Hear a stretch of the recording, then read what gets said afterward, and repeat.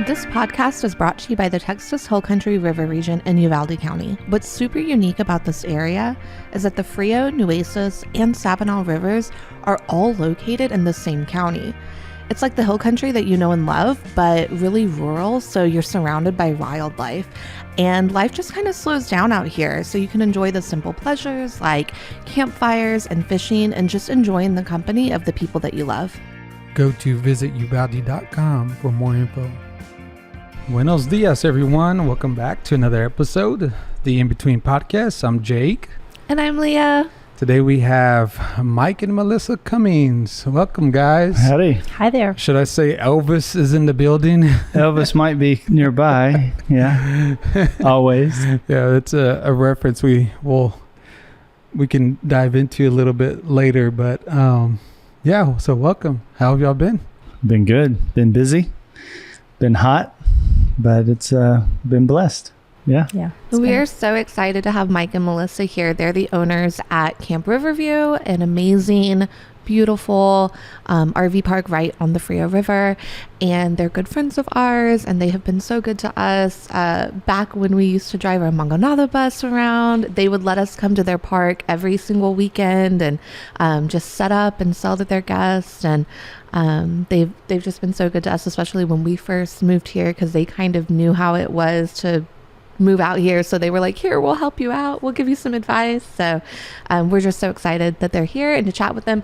We haven't seen you guys all summer because summer is crazy. So we're just excited to see y'all and catch up. Yeah, we're glad to be here. Yeah, so y'all actually started in 2015? Yep. May of 15. And it was it was hectic for us, and we started 3 years after y'all did. But y'all's the scale was much grander than ours. Because we have like 7 units, a little tract of land, and we can only hold about 20 something people. But y'all, on the other hand, we're managing something. How many RV spots and how many cabins? We have 75 RV spaces and 23 cabins. And when we first set eyes on Camp Riverview, it was empty. So I don't even think we could picture how large of an operation we had until, and they were closed in the off season. So they opened on Memorial Day weekend. So on the Friday of Memorial Day weekend, we got to see it full. And I can remember Mike's mom was there helping us. And she said, they just keep coming. I think we're full. How can we add more people? Going? Yeah. Yeah. But y'all can host about 1,000 people? Yeah. At the time when we opened, I think our max capacity was around 900, maybe a little more. So it was a bustling little place, 36 acres. So you could spread out a bit, but you could still tell it was populated. I want to back up a little bit though, because y'all weren't living in Concan at the time. Y'all were living elsewhere. And why did you end up out here? How did you find Camp Riverview? Why here? Why? Well, growing up, my folks brought my sister and I out on a regular basis. Maybe not every summer, but pretty much every summer we'd come out somewhere on the Frio. And, like so many people, just fell in love with the environment, the beauty that, is here in the river and the clear water. And as, got older, Melissa and I met, got married, came out here for vacation, brought the kids after each one of them were just a few months old, really. Got them in the river, pretty quick, and just enjoyed everything that it had, to offer out here. So that was kind of the foundation of, getting out here. Yeah. And then in 2015, Mike was working for an airline, and it looked like there was going to be a downsizing, and we really thought we would be impacted by it. So I had come into a little inheritance, and we just thought for our family, maybe we need to look at doing something different. And so we started looking around, and we had always talked about living on the Frio River, buying some cabins, maybe doing what y'all are doing. That's what we said we were going to do. And we had tried it in 2007. We did bid on a property that was for sale then, and things didn't work out, but that was the Lord's timing, that, he's got us. I'm curious, what do you recall what property that was? Yeah. Is it okay to share it? I guess so. Yeah. It was 4J River Ray. Okay. Right there at 1050 Just down Bridge. the road from you, where you're at now. Yeah. And it was, it was a smaller operation. So that was our kind of first attempt and, getting in, and again, timing wasn't right, which we, can really see now, but at the time it was a little disappointing, but Yeah, and the Fortners that own it have turned into friends of ours, so it's really neat. It's and this community is so great like that. It's so crazy how that happens. Like, that's what y'all bid on. I'm sure at the time you were super disappointed when it didn't come through, but you had no idea what was in store for you and like what God had for you with Camp Riverview. Like, there was no way for you to know that was going to happen and work out that way. So Yeah, and I think, even in 2015, I think I was listening to another podcast that you have up now, and the girl on there was talking about how beautiful the area is. But in 2015, we were so overwhelmed that by August, I couldn't even see how beautiful it was here. All I could see was work all around me.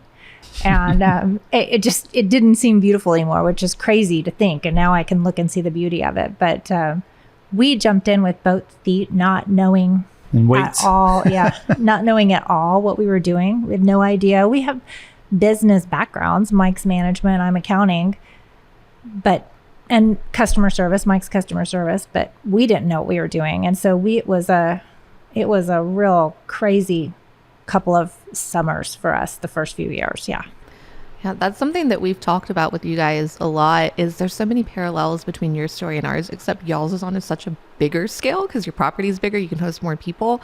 But you closed right before the summer began, and all of a sudden people were coming. There they were, and you had things that needed to be fixed. Your systems you hadn't figured them out yet. I mean, there was just so much. Can y'all talk a little bit about that? Because I think people see what we're doing, what y'all are doing, and people think, oh, that's great.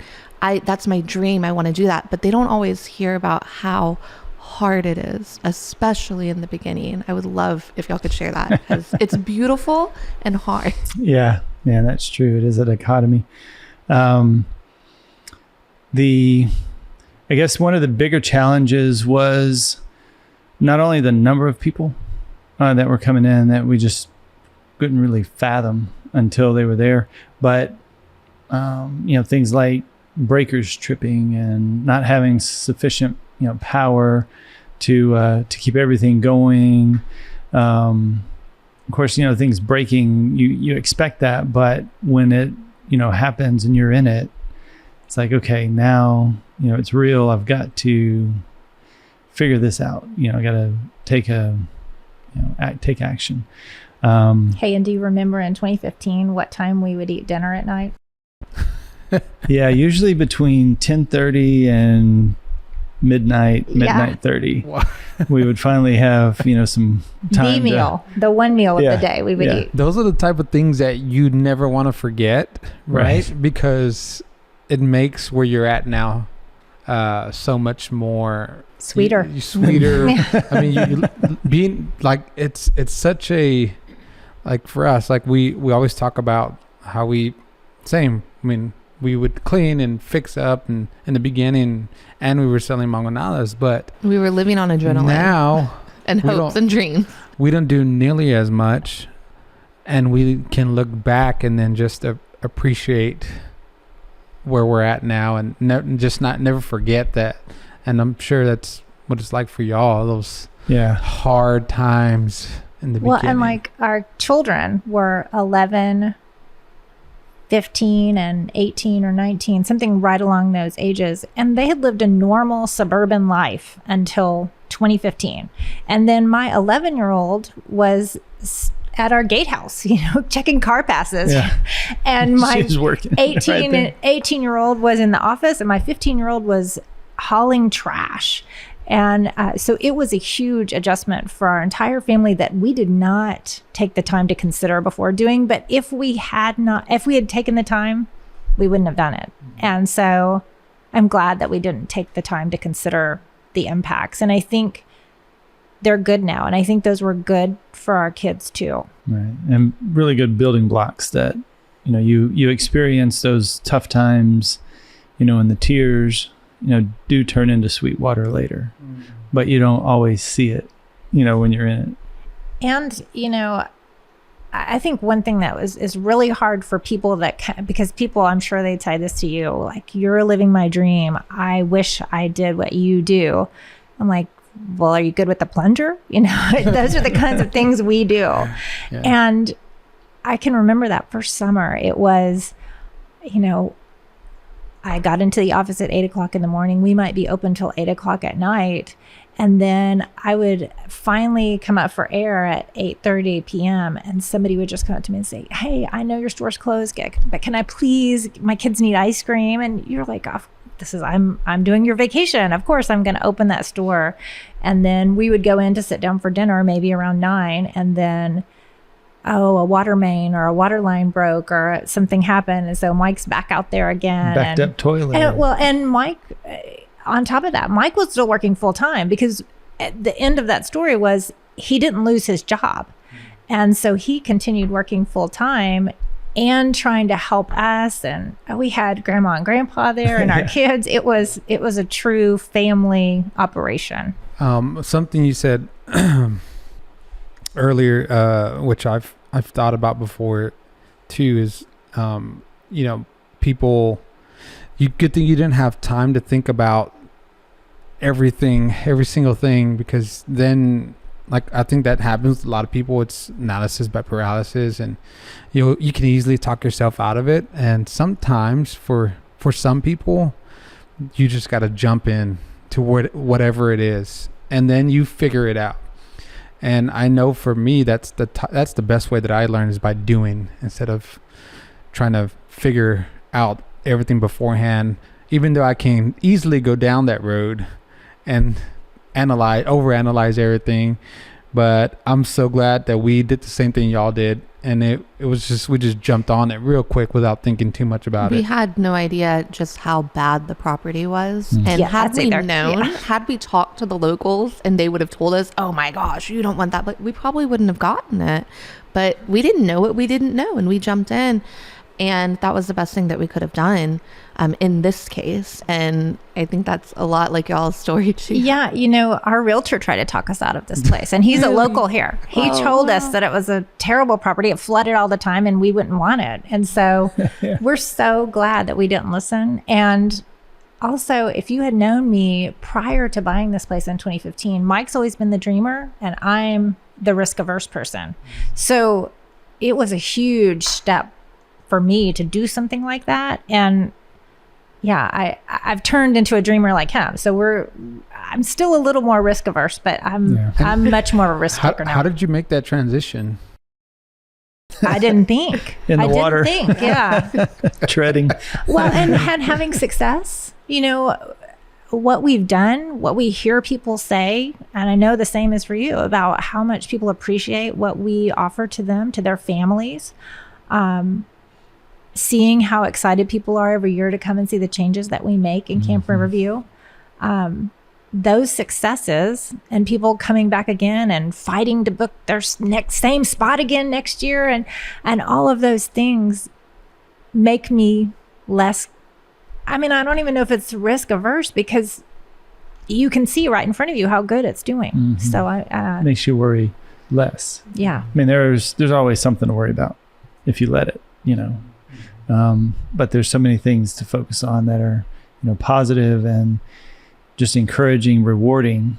And I think it was maybe the second season, we were talking about that experience, that we're providing for so many people and generations and all that. And Melissa, said, we're making memories, for generations. And so it's like, oh, that's exactly it. We put that on our shirts for a time, as a tagline, because, there's so many, aspects of that are true. And that's what just really invigorates us to, stay focused and keep making those improvements, keep focusing on, next month, next year, 5 years down the road. And I know the times that I've been there, I mean, even when I'm not there, I haven't been at y'all's place, but maybe have talked to y'all over the phone. It's y'all are always doing something to that property. And I don't think y'all are going to be stopping anytime soon. Adding a playground, adding laser tag, adding a native garden. I mean, there's always something in the work. Yeah, and y'all haven't been here, been there since we made these premium RV sites now that have a little deck on the back, and they're pergola. a little pergola. They're so cute. pretty, and people are really excited about those good. spots. Yeah. That's awesome. Give you a good perch because it's right down from where y'all would park the bus. Oh, okay. Coming another bus. Yeah. Yeah. So, you got the perch right there out looking up toward the river. We had a few of your guests message us and be like, we're going to be at Camp Riverview. Are y'all coming? I'm like, we have a baby. I'm sorry. We're not this year. Yes, everyone. Yes, they are all missing you so much. They love the Mango Nod bus. Yeah. I do want to go back to another thing that you mentioned, Melissa. Mike, you were still working up until, was it a year ago, 2 years ago? 2 years, March of 2020. So yeah. And you weren't just down the road in San Antonio or like in Uvalde. And come back home every day. Right. Let's talk about that. Well, so I guess we should start. Y'all bought the property. Where were y'all living at the time? So we were, I guess we had come back to Texas. We were in the Galveston area after her mom had passed the year before, and but my position was in Chicago with the airline. So having the ability to commute, with wings was helpful, but it was still literally 1,000 miles away to go and come back. So there were different challenges, of course, with that, but again, we were just blessed to have such opportunity, and the timing of things when I would go back and forth. I traveled a lot, so I wasn't always in Chicago, but I was all over the country. I could be, Northwest or Florida. And then I guess a couple years into it, I got a new position that was global. So one of my areas of focus was Latin America, Central America down all the way, south to Argentina. So, but still the position was based in Chicago. So if I had to go, to the office, then that was, going north. If I was traveling for, different purposes, I could be, anywhere all the way down to, like I said, Argentina and Brazil. So that was always interesting to keep track of, what was going on back here. And, regardless of where I was and what time zone, the phone would ring and Melissa's like, I need this, I need you to do this, whatever. So it's like, okay, and it's, I guess the benefit of the internet and mobile phones, really made it possible that, even 10, 15 years earlier, we wouldn't have been able to do the same kind of, thing. So. Yeah. And I think even this year you did some of the same, because Mike was overseas at the beginning of this summer doing some humanitarian work, and I would have a question and I would stay up till 10 o'clock at night. So he'd be getting up in the morning and we'd just send that to him. So we've kind of, I wouldn't say we've perfected it, but this is kind of our modus. We've learned to do this. Yeah. We didn't know that you were gone. I think you messaged him. I forget why, but you're like, hey, Mike, da-da-da-da. He sent you a text and you're like, oh yeah, by the way, I'm out of the country. And what? We didn't know that. Yeah. I've been gone. You were gone like a couple months or something. I don't know. We were like, whoa, we had no idea. But I personally can't imagine like running our little ship with him gone. Like I would be, especially that first year, I can't imagine what that was like for you guys. Like, you're almost living like two lives. Like, you're in Chicago and then you're in like Concan, Texas. And yeah. You actually had an apartment there, correct? Yeah, I had a crash pad. Luckily, I didn't have to share it with anybody, but I'd look around when I was up there, and it's right near O'Hare Airport, so I could see trees, in parks and different things, but most everything was paved and, concrete and buildings and noise, and such a 180 degree from, Concan and the Frio Canyon here that, I would catch myself going, okay, am I crazy? I mean, is this, but it really made me appreciate, this here even more because of the stark difference. Mm-hmm. Concrete jungle. Yeah, man. Yeah, and I really appreciate, Mike did let me butt into the middle of his day where he had to concentrate on what an employer was paying him to do, to ask these crazy questions. And he coached me. He helped me.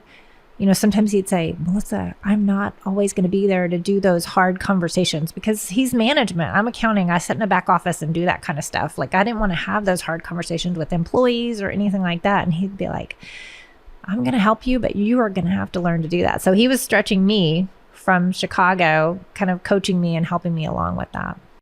That sounds like another sink or swim type of scenario that you were put in, even though you were already put in that scenario. I want to know what do you attribute? Is there one thing that you attribute to managing during that time, that being able to manage the business? Is there one thing that you can attribute that to, the success of Mike's parents? Mike's parents fed us, clothed us. Mike's dad's an electrician. He knew how to handle breakers that were, we had a breaker panel that we had to prop open and put a fan on and build a cover over and shade it. We wouldn't know any of those things. Mike's parents. Yeah. Especially the first summer for sure, second summer. And then, each summer after, they've, been there to make a difference and get us through. And, between them and a whole lot of prayer, just like, okay, there's no way, especially when you start your day off, and I know you all have the same experience. You start your day off with an idea and a list of, okay, this is what we're going to do today. And then about 3.5 minutes in, it's completely different, and the list is gone, and you're, hitting emergencies and critical situations that you had no idea were coming at you. So, yeah, it's like having a house that you live in, and then every plug goes out in the house, every switch goes out, every light goes out, and you cannot just let it go out. You got to do something because you need to use power for your microwave or your fridge. That's basically what it was for y'all on y'all's property with all these RV plugs and it was basically just outdated, right? There were some things were outdated, some things were not. What would you call it? Built up, I guess. Didn't have the service level for the amount of power that we were, seeing in the demand. So that was, of course, you don't know that until you're into the middle of it. Or at least we didn't. Yeah. I was going to say, we probably should have known that, but we didn't have enough power coming into the park. Like, I can't remember how many it was, but we've added, I don't know, amps and amps and amps, many panels since then.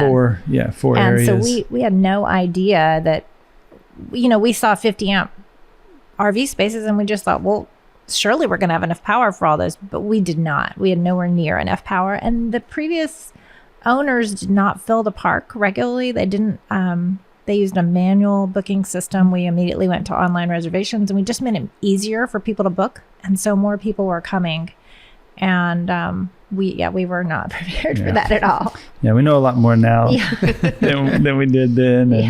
And we can understand why things are happening. But at the time it was, what's happening? So a good support system.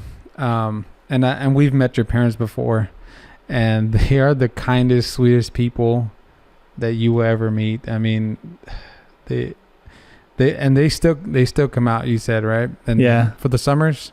For times during the Okay, summer, those yeah, not times. for the whole time. I was just on the phone with Dad earlier, and he's like, "Well, I can come out tomorrow afternoon, for the weekend to help with this or that." And we're like, I do appreciate that, but I know it's, it wears on them to, drive out, 5 hours or whatever. So, we try to limit it a little bit. We always want to see them, but we don't want them draining themselves to, come out and do whatever with. Yeah, they were and are awesome. Mm-hmm. Couldn't have done it without them for sure. Yeah. It's true. So I while you were working away from home, so being away and still having your 9 to 5, and maybe what would you say to someone who's in a 9 to 5 that also would like to transition out of that and into kind of a self-employed position? What advice would you have for that individual who's uncertain, of course, maybe not confident in taking that leap, is maybe over analyzing everything because they want to get it all figured out first? Yeah, I think you have to, do your homework, know what you're kind of getting into. You're not going to know everything, so you have to get to a point where you just launch. And there were a couple of times, even after 2015, that it again looked like things could change. On my corporate side, and there's a side of me that would have preferred to make that leap sooner. But with the airlines, you have a pretty big carrot they hang out in front that is lifetime passes on the carrier if you make certain years and certain age. So that was a big piece that kind of delayed, I guess, taking that ultimate step of being full time in the business out here and in the canyon. But as you're looking at it, from a preparation standpoint, it's something that a place you love, a thing you love, enjoying people, whatever it is, figure out a way to make it happen sooner than later. Because what we've seen is just such more rewards after jumping in full time than, at least for me especially, because I didn't see that all the time because I was in and out so much. But being in, more than ever has really opened my eyes to seeing that the positive interactions. And Yeah, but what would you say to someone about the amount of time you're going to work at a 9 to 5 job versus what we do? Well, people were, when I had a retirement party, and they're like, "Oh, you're going to retire. It's going to be so not going to be so busy." And I was like, I think that's not true. And within hours, really, I realized, okay, I'm working harder now, out here than I did with the 9 to 5 kind of situation. Even though it was never 9 to 5, there is a lot more, that you have to do. You're responsible for everything. So, there's not real downtime per se. So, It is more rewarding, though. Yeah, it's much more rewarding to mind our own business than doing something for somebody else. And you see that, but you also you just have to the degree you can, envision that level of busy. I think that's important to go in with your eyes wide open for that, and not thinking, I'll be relaxing here and there, occasionally. But. Yeah. We do. We get to do what we want on our own time. I think you find that too. So we get to go vacation, and we went just this week to go vacation with our oldest daughter out in California. But we took phone calls. We wrote emails. We handled situations because that's placed what we orders, do. anything, But whatever. it doesn't feel like work. It definitely doesn't feel like, and it's been a long time since I had a 9 to 5, but it doesn't feel like that kind of corporate work. It's different because it's for us. It's for our family. Yeah. Yeah. Is there anything that y'all would do differently now? Because we look back sometimes on like how we started and what we could have done or what we should have done. Is there anything that y'all would have done differently or not? The business. I would say, and we're encouraging, our oldest daughter is 27, and we're encouraging her. She would like to be an entrepreneur, and she wants to start early. Y'all started early. We would say we wish we had done it earlier. But being risk averse, having a job where they have a healthcare plan and vacation time and sick leave The and structure, you know. these a 401k plan, you know, we don't have that here. But the reward is there. I wish I had seen that earlier. I think sometimes, like, I feel like in college they encouraged you to go get a job at a place, and I think it took me a long time to kind of unwind that in my mind that that's not what we want to do. Mm-mm. Do you think that Mike influenced that because he's a little bit more of the dream? Because I'm always so interested in how couples like change each other and like rewire each other's brains. Do you think him being such a dreamer changed, or just you got tired of working, or how did your mind change? Yeah, I'm not even sure how my mind changed. I don't know. I think it's the Lord's influence. I mean, I'm just gonna have to say that. And Mike too. Of course, he's always been a dreamer, and I always be like, oh yeah, someday, or no, that's not gonna work. But no, I think he had an influence on that. But I mean, I don't even know how we ended up here. I mean, I remember, because you asked a question earlier, and I can remember it's probably February, I want to say, of 2015, and I came down to look at the property by myself. And Melissa was busy, you know, with the kids. We were homeschooling and all this up in were we in Illinois? Mm-hmm. Yeah, we were in Illinois then. And I can just remember, you know, seeing the property, and it was empty, and, you know, but just seeing the vision of, you know, what it could be. As beautiful as, you know, the setting is and everything was, but, you know, seeing beyond that, what wasn't there yet. And so that, you know, kind of reinvigorated my, you know, dream aspect, I guess. And what I've noticed lately too is I catch myself running numbers more, you know, than I have before, and not as much, you know, just free dreaming as I want to dream, but oh, this is going to cost, and what are we going to get, you know, and how long is it going to take, and that kind of thing, which I didn't do as much before from my background with management and customer service as much. So, you know, there's been some of that, you know, change on my side. But I still like to dream. Yes, dreaming is good. And I feel like the normal thing in our society and being in school, public school, there's always talk like, what do you want to be when you grow up? You know, and it's the common general answer is like, it's something that has to do with the schedule, working for somebody, somewhere, but never for yourself. And I don't know why we don't preach that more. I know and it may be because the people who are teaching us were never exposed to that, so they can't see that, they can't, so they're just used to what they know, and then that gets kind of passed on to us, and maybe a lot of it has to do with, you know, the exposure that the kids have. Yeah.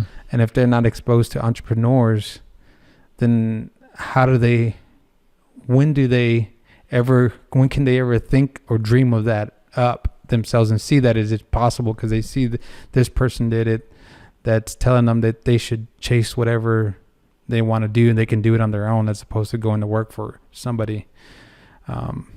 But it is very rewarding. Like you said, you know, yeah, you still have to work and pick up a phone call and deal with guests, but you can be on vacation while you're doing that. Yeah. Wherever. Right. Yeah. And technology has afforded us the opportunity to do that. And I think now more so than ever, an entrepreneur can be born because of technology. It makes it so easy to do so. I mean, if you have everything at your hand here, you know, you can handle everything from here. Yeah. Phone calls, emails. Don't you think that COVID and all of that really has accelerated that for so many people? And I think my daughter's generation, a 27-year-old, is not satisfied with sitting in an office anymore. So I think we may see a little more of that, just because I think what the pandemic showed us is that we don't have to be tethered to a desk and a chair to get a job done. In a space. I mean, I fought that from May 15 until I retired, you know, was constantly pushing or suggesting, justifying, you know, that just because I have a desk and a chair in a building, in a place, doesn't mean it's productive or necessary for me to be there. And even looking at the cost of that space and the desk and the chair, and, you know, saying, look, if you extrapolate that out, you know, companies could save significant money by, you know, making this more flexible. And, you know, I was met with some, you know, acceptance, but a lot of resistance. But to your point, you know, in March of 20, going forward, you saw almost a requirement of flexibility because it's like, don't come to the office, you know, stay away, don't get close to each other and all this. Yeah. And guess what? Things still got done. Yeah. Productivity was still happening. You know, it was possible. It just wasn't realized until such a grand scale situation came up. So, you know, I think you will see a lot more of, you know, that road schooling, road warrior, you know, as far as, hey, I can be on the road doing productive things for my position, my company, and experiencing and enjoying life, you know, wherever I, you know, can get to. So, yeah. And we've talked about business all the way up into this point, but your business only is as strong as your personal lives are. Your marriage, right? Your marriage is. How did y'all navigate the personal side of your life whenever you first got started? Because that's always a challenge, and you don't really hear that aspect from individuals who are starting businesses. What advice or would you give to couples who are kind of in the same position, and maybe something that would help them kind of make their business work out, and still without having to kill each other or even separate, you know, because I know that happens, and I think that I'm guessing that maybe that might have happened with the people who owned the property before us. I know there's a couple that and then it turned out to go sour, and probably led them to selling the property, which is great for us, but but you know, you still hate to hear those kind of stories. You see that type of casualty. Mm-hmm. I think the first summer it was blur. We were, you know, moving to survive, trying to keep up with everything that was, you know, being thrown at us. And then by the end of the day, like I said, you know, if we're eating at midnight, you're just exhausted, you know. So, you know, you just kind of get your rest and you move on. Going forward, you know, into the next years after that, you know, I think me traveling may have helped in a certain level, because whenever I retired and came back full time, you know, Melissa had created this whole universe of, you know, schedule and procedures and, you know, activity, and I had to fit into that. So, you know, that was a challenge, unique to our situation, you know, I think with coming back full time and being involved full time. And I mean, I know again, it goes back to prayer. There's a lot of, reliance that we have, on our faith, and the Lord just, makes things happen, puts a way where we don't see a way. But, when you get into the nitty gritty, you just have to decide and realize, okay, I have to, approach this as, our marriage relationship. It's not a business relationship, even though business is always interwoven into it. And so I think the awareness of that was big for me, because having a 9-to-5 and seeing, a work environment without that relationship, I can do that really good. But having the work relationship with marriage interwoven was, more of a realization, and still is, that, I got to stay focused on that. And we just, we keep Christ at the middle of it, and, we get through it. It's not easy, and it's not always, what it needs to be. But at the end of the day, end of the week, that's where, our longevity is, our future is together. And, And from my perspective, I would say that in those first year or years, we both just had to have grace, because we were grumpy. We were tired. We were, kind of, picking fights because we were tired. And so the grace just had to come in. And then one thing that I've seen, there's another place around here where the exact same thing is happening, where a marriage is breaking up over a property. And one thing Mike and I learned was that you have to hire help. You cannot do this on your own. And I think I see couples think, I'm going to do it all. I'm going to clean everything, and we're going to save money by doing this. But you're going to ruin your marriage. And I think that's, we see it happening right in front of us right now. And so it is interesting, though, that kind of blindsided us when Mike retired and came to camp full time, was that we had created this business where he wasn't full time a part of it. And so him fitting into it was a difficult, road to navigate, to find his space, to find his stuff, that everybody wasn't second guessing or saying, hey, I know this better because I've been doing this for the last few years while you were off, doing your 9-to-5. And so we had to navigate that very carefully. That was a struggle. 2020, among other struggles, with everything else. And the struggle here in 2020 was that we were overwhelmed with people, where other places, we're very blessed. Yeah.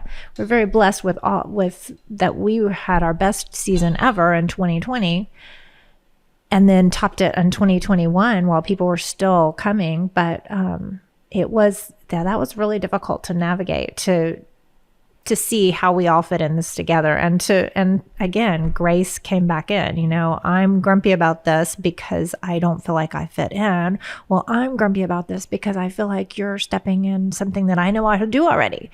And so we just, that was because I had gotten, advice from my dad about, because when he retired, and he retired early, he was a few years older than I was at the time, but,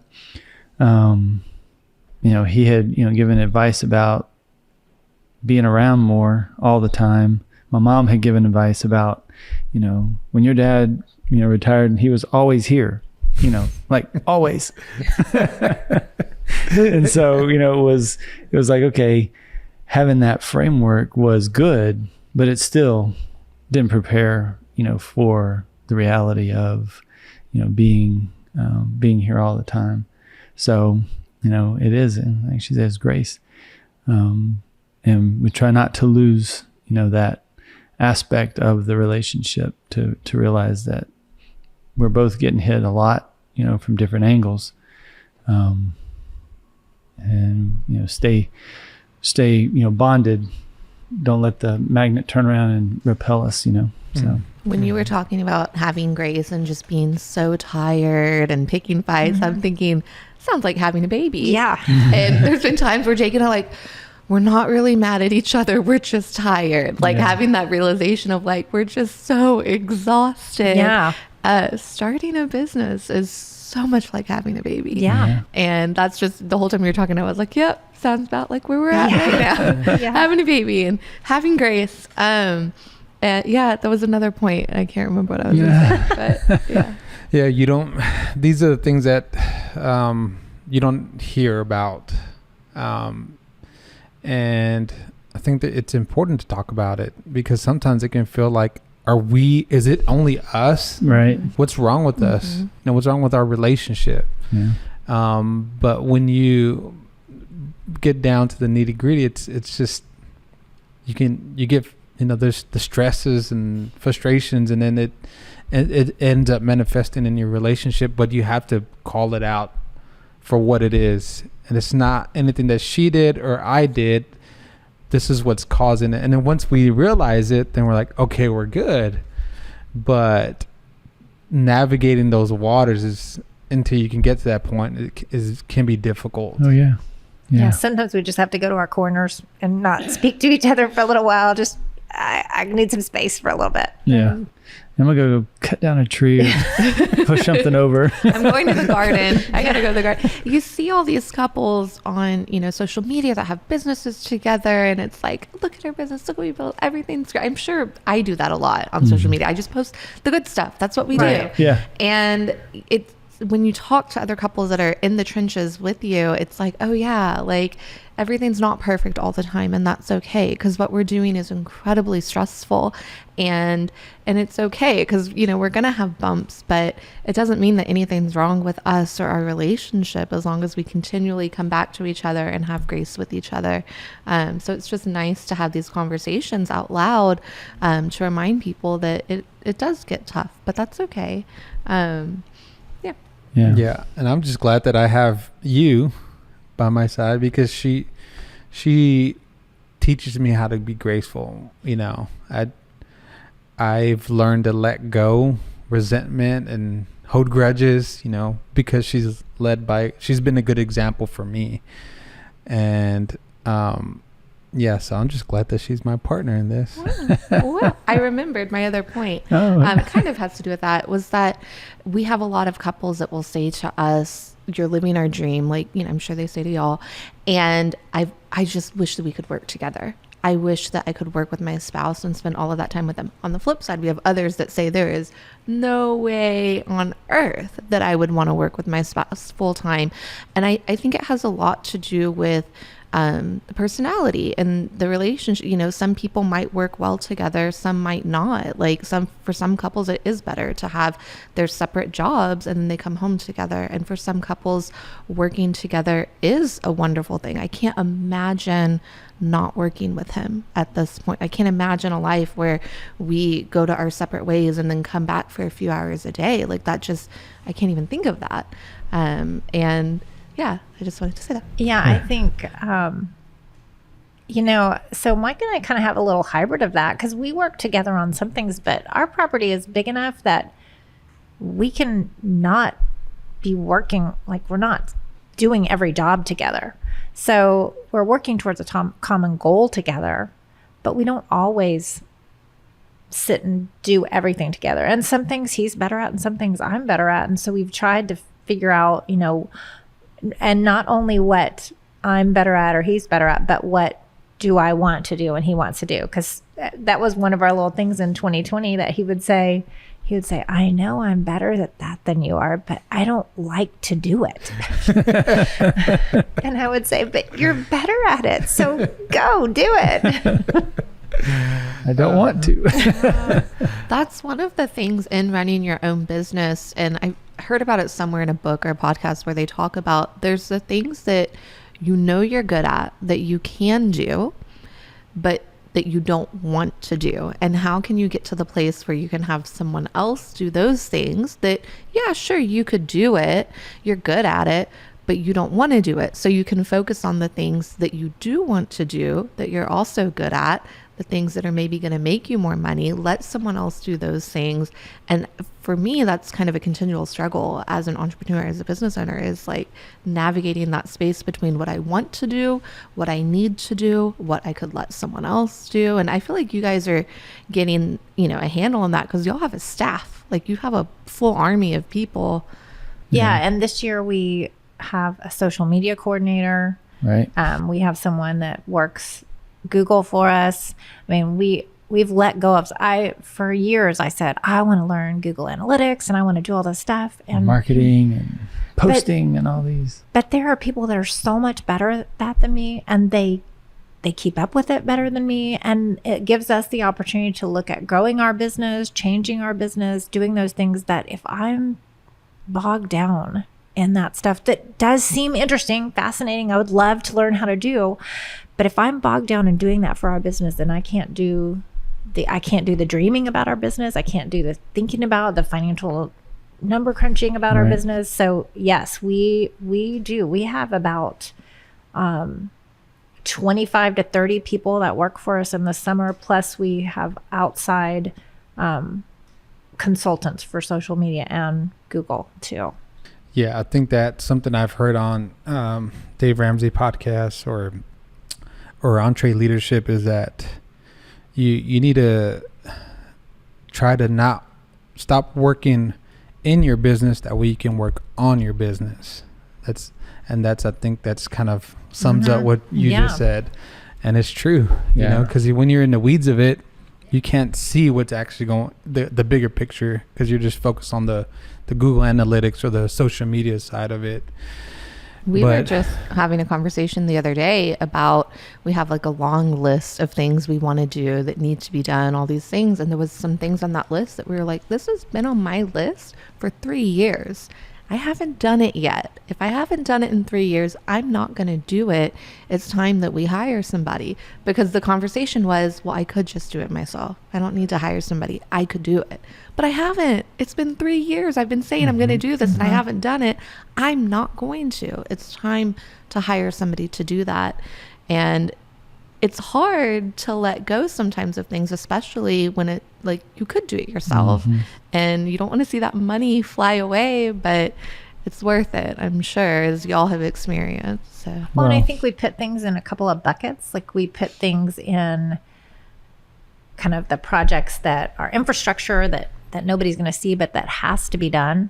And buckets that are like maybe landscape or something that's beautifying, that's not going to bring money. And then, like, when we added golf carts, golf cart rentals and that kind of stuff, something that is going to add money. So we do try to add maybe a beautification project along with some sort of income generating projects, so we don't feel like it's all money flying out the door. Right. But yeah, I think being able to let go. And I just keep in my mind thinking back to that other couple that has the property that their marriage is gone, and he was doing everything. He was doing every single thing in the business except for watching out for his wife and their kids, and now they've lost that too. And it's just can't do that. If you look at it from, as we're talking about this, I keep getting the visual of if you're in the trench on the front line, your vision is very limited. But if you're back from the front or, flying over at, 15, 20,000 feet, you've got a completely different visual of, the landscape and what's going on. And so many times, and you could say, it's downhill or whatever, but, the trench is downhill. The trench is the lowest point.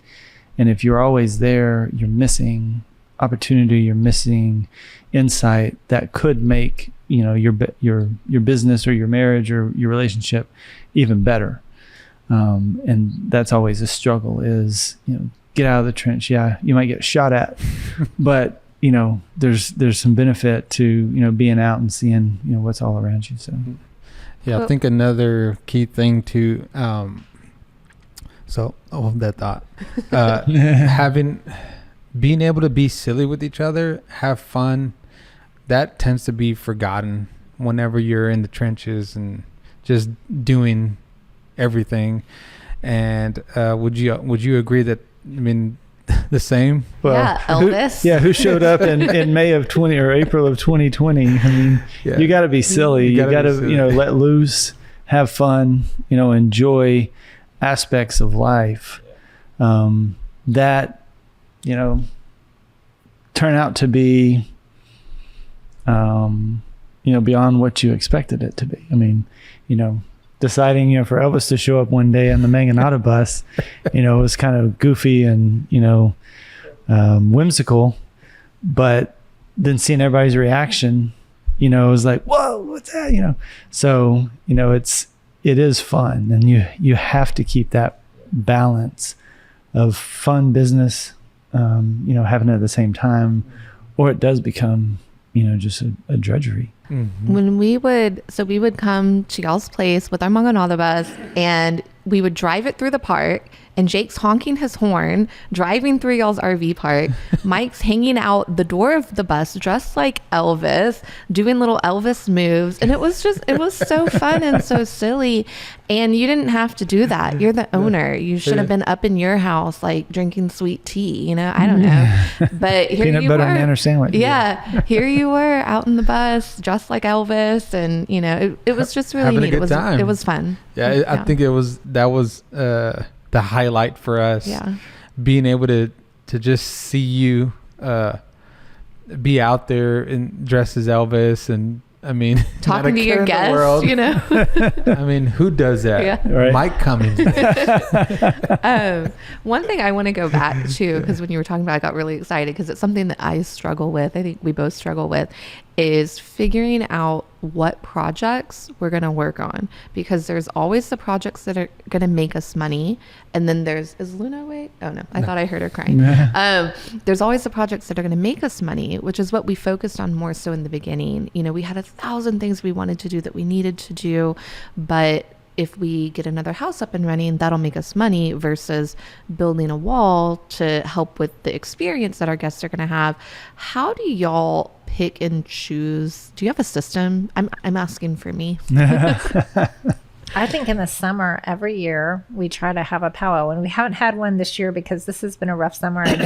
With the river being so low, Yeah. I don't think we're going to have such great projects that are be done in this off season. But usually in the summer every year, we just write a list of everything that we can think of that Just we kinda want to do. spitball things, Yeah. And then we just rank them in what although it changes every time, because don't you remember year before last you said we're not doing any more cabin projects, and then right after that we remodeled Renovated all all the- 16 cabins, kitchens and bathrooms. tore out the insides. It's funny how that works. Yeah. Sounds like us. So we're not the only ones kind of Yeah. have that fluidity in our plans.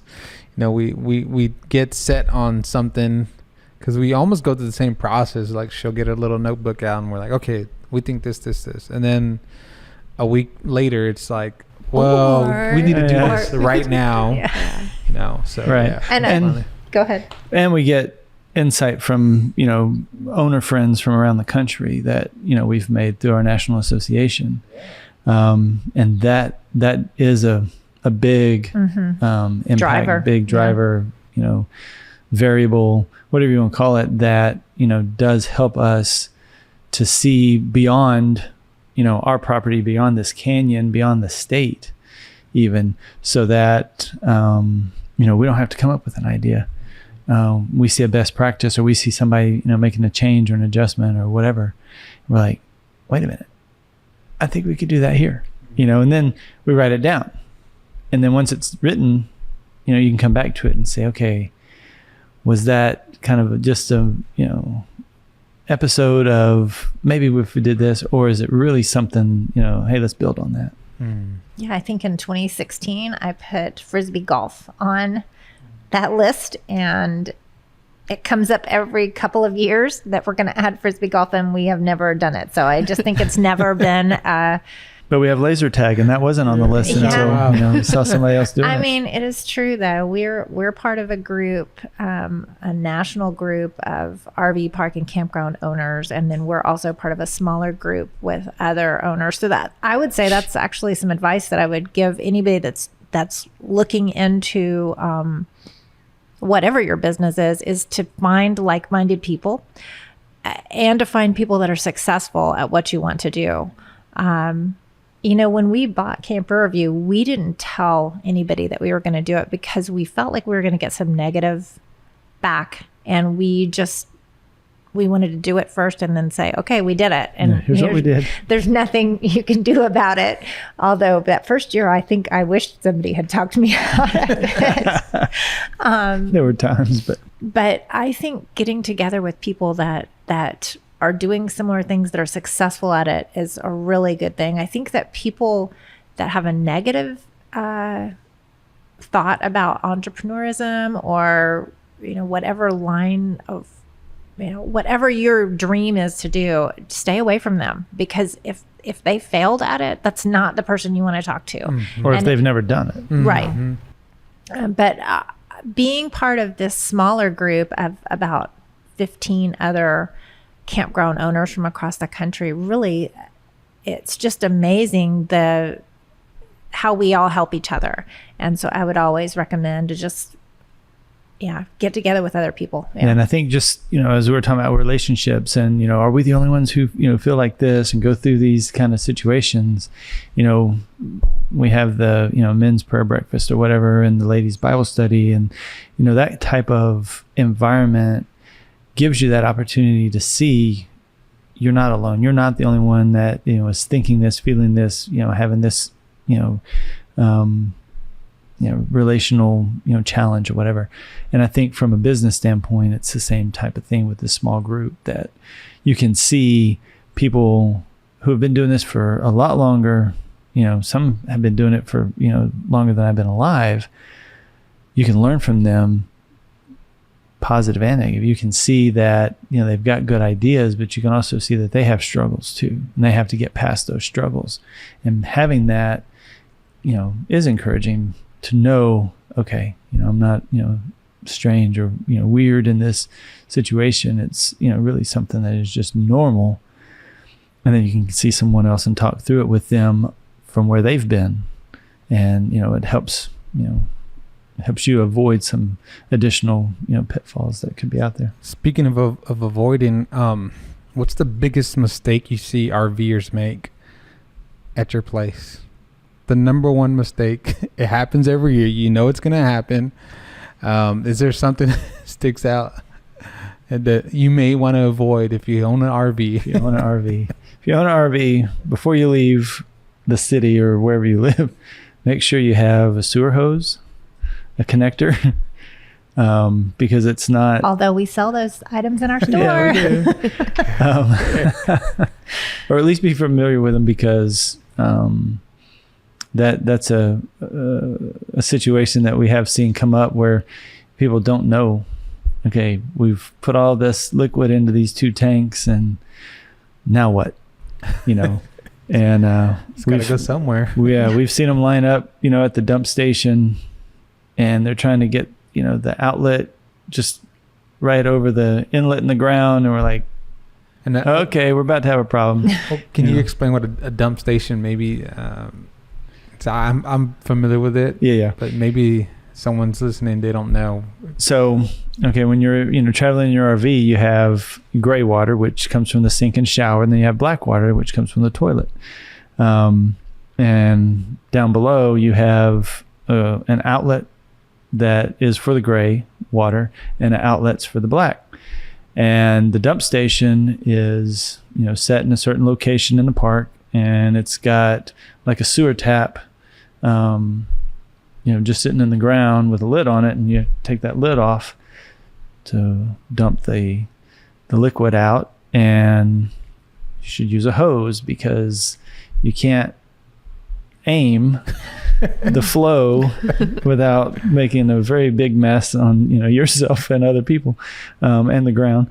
So like the was that Robin Williams movie RV, I think, where, I mean, they had, you know, a situation where they're at the dump station and it becomes very messy very quickly. So, yeah, that's what you want to avoid if you're out there and you're new to RVing. Yeah, be prepared with your equipment. The other thing is be aware of Your surroundings. your surroundings, because we've had almost an annual occurrence where someone in an RV has hit one of our buildings or two of our buildings. And Or it's- trees. Yeah, tree. I mean, it's, you know, spatial awareness is important when you're, you know, pulling something that's, you know, 20, 30, 40 feet long behind you. And It's okay to go slow. You don't have to drive at regular speed with that thing. You can go slow so you miss objects. Yeah. Swing wide. That's important. Swing wide.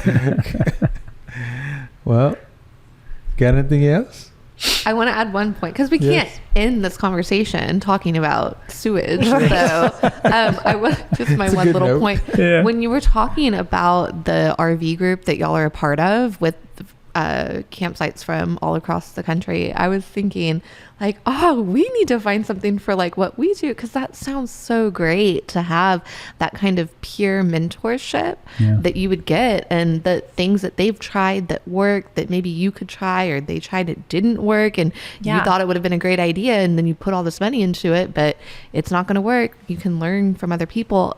We need to find something like that for us, for Yeah. funky Airbnb campsite type I mean, I things. Yeah. bet there is. Yeah, I there's- bet there is something, because Yeah. it's been huge to us. And I think when we started with that group, I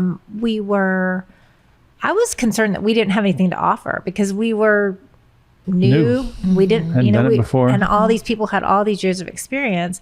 They looked at us as like corporate people. We had some corporate experience that actually was insight to them, and it was really exciting to learn that we could Right. give something back, and they could, that it was just this exchange of ideas, that no one was giving or taking more. Everybody's got something to offer. Right. So I think Because your experience is your experience. You know, I don't have your experience. I haven't been where you've been.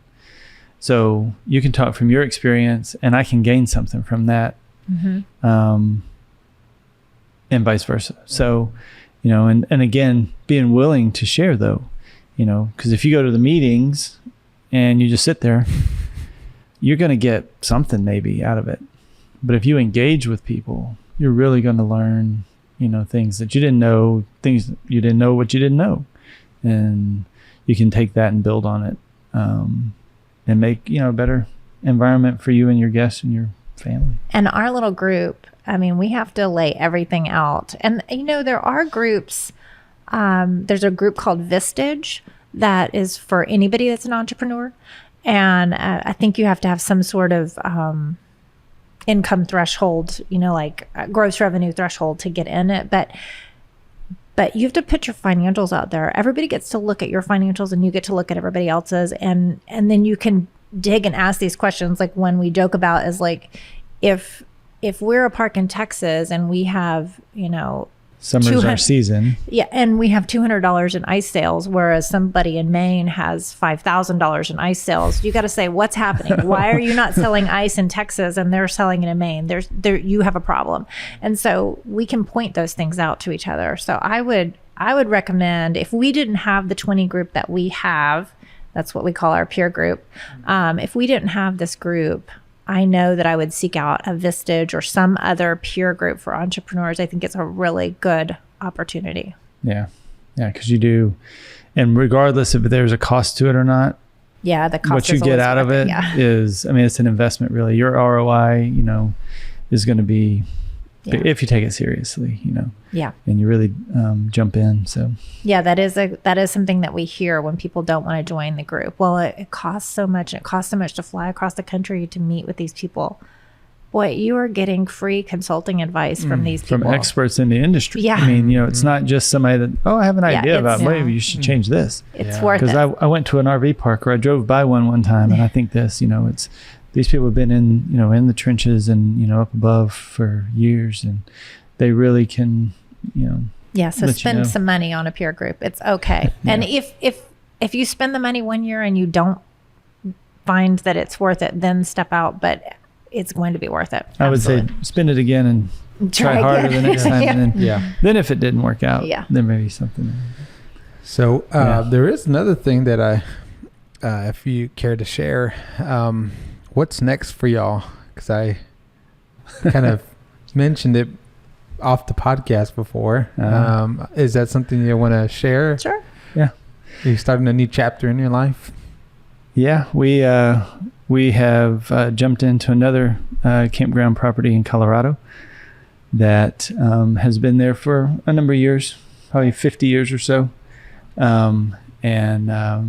So we closed on that a couple weeks ago, and are in the process of kind of massaging it and making some changes, minimal stuff right now. But we've invested with a couple friends of ours that wanted to branch out, and Yeah, I think for the last couple of weeks, I've been like, oh, yeah, this was what 2015 was like.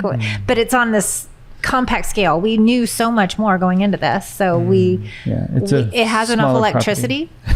We did find that out before we knew bought what to the look place. for. But yeah, we had several. I cried a couple times when we were up there the other week. I was like, oh no, this is hard. It's hard. But again, it's on a more compact scale. I'm already feeling relief. We've got some people in place that are helping us up there too. And I'm really excited about this property. It's a beautiful property also on a river. Yeah. And It's on the Rio Grande. yeah. Yeah. Right by the headwaters of the near Rio the- Grande. yeah. Is it still going to be Camp Riverview, or is No, it it's different?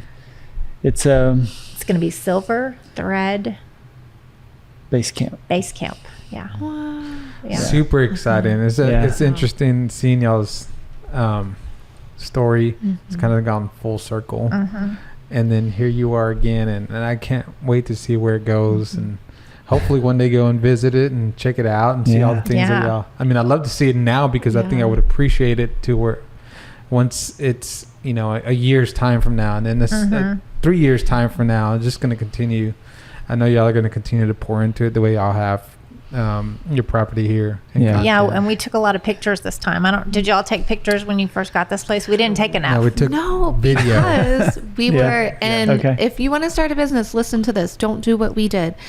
We didn't take a whole lot of pictures or video. We have some because we were so embarrassed of where it was at. And we had this big vision of That's what why I we didn't want to wanted it join a be. 20 group at first, because Yeah. I was embarrassed for people to see. Right, because Yeah. they have to Only come to your shooting- property and Yeah. look at what you have. Yeah. You just want to show it being great, but I think it's so important for people to see where it came from and where it is now. But there's that like imposter syndrome in that, you just want to put your best face forward. And that is what I would have done differently, is get pictures and video from the beginning. So Yeah. Well, I did. I got some video all the way up to like day 26. And then after that, we don't know what happened day 26, but something happened. That was the point. I can't do this anymore. I'll be releasing that on YouTube eventually. But thank y'all so much Thank you, for guys. coming Thank on the you. podcast. Thanks for having us over. It's been Yeah. great. And looking forward to having y'all back again to get an update down in the future. Yeah. We'd love And absolutely. let people know where, if they have an RV, where a special place they can go in Concan is. So in Concan, it's Camp Riverview. Frio Camp And cabins. Riverview.com. Yeah. Yes. 23 cabins. Yes. New cabins. Yeah. FrioCampRiverview.com. Here on County Road 350. AKA Majors. Yeah. Oh, they yeah. put Majors. Old Lakey Road. Yeah. Yeah. Yeah. Lakey, I not always, leaky. I always follow up with the AKAs when I tell people, because it goes by 3 names. Yeah. Yeah. But thank y'all so much, and Absolutely. Yeah. Thank you. Yeah. we will see y'all next time. All right. Hasta luego, everyone. Bye.